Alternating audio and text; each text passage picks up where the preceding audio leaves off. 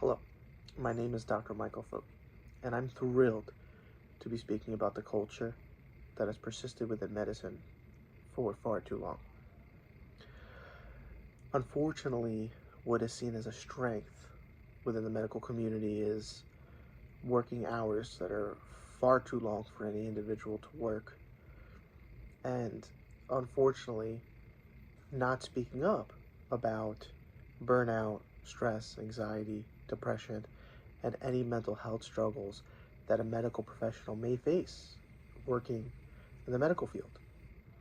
And unfortunately, mental health struggles have been made to feel as if it's a weakness, that we can't speak up for fear of retaliation, embarrassment, shame. So I'm going to be speaking about the root causes of this culture that has persisted for far too long, what is being done and what we can continue to do about it, to speak up, share our stories, and shed light on this pervasive negative culture and the mental health struggles that persist, so that we can empower our medical community to speak up and get the help that they need.